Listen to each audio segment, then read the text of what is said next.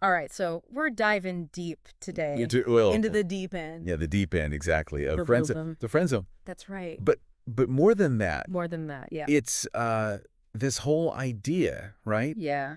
That you can go from being friends with someone Right. to like lovers. Is that really a thing? Well, and that's what's so cool about this proposal Yeah. is that it's not just like, can it happen? Right. But it's like, how? Like, what does that look like? The whole Yeah, journey, right? it is. It's not just like, oh, we were friends and now Oof. we're madly in love. Yeah, no. Right.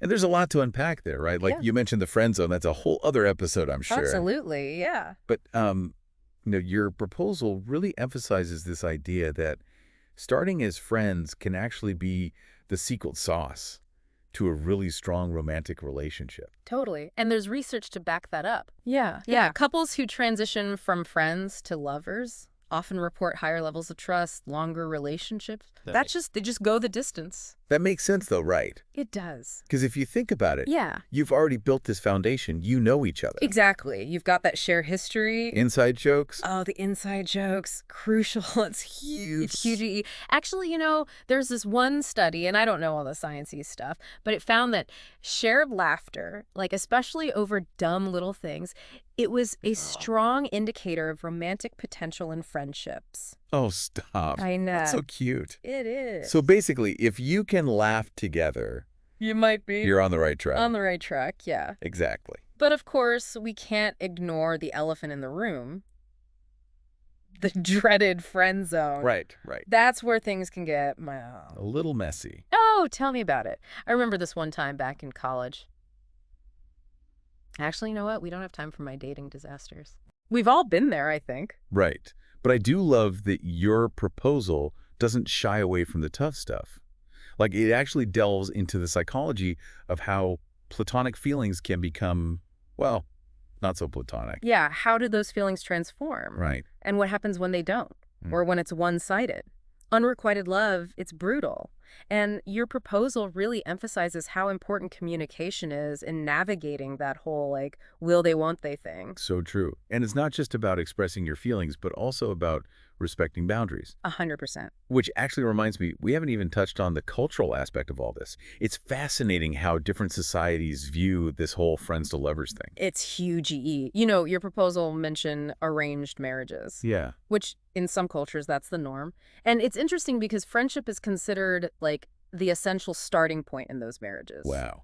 That completely flips the script, doesn't it? Right. Like the love is expected to grow over time from a foundation of friendship and mutual respect. So instead of love at first sight, it's more like love built over time. Exactly. Which kind of makes you think, doesn't it? Like, how much do our societal norms shape our ideas about love and relationships? Makes you wonder for sure. But regardless of culture, I think one thing's clear. Communication is key. Always.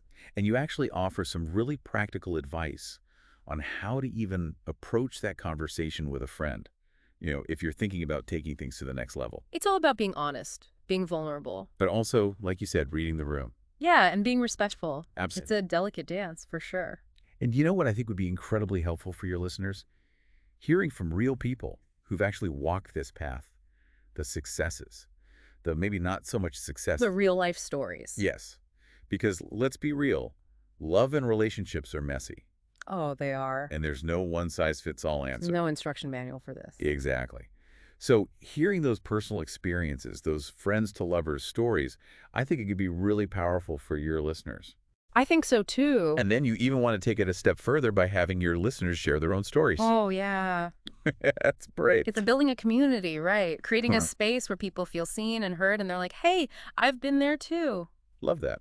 So to wrap things up, why should our listener, the potential podcast creator, be excited about this? Because they've tapped into something universal, something everyone's curious about. Can friends really become lovers? It's a question for the ages. And this podcast, it's not just entertaining, it's relatable. It could help people, could give them the courage to maybe say something, to take a chance. I love that. And it leaves us with this final thought. Yeah. If friendship really can be a pathway to love, are we sometimes too quick to put people in boxes? Are we missing out on deeper connections because of it? Something to think about as you navigate your own relationships. And maybe even start listening to this awesome podcast. Or create it. Right. There you go.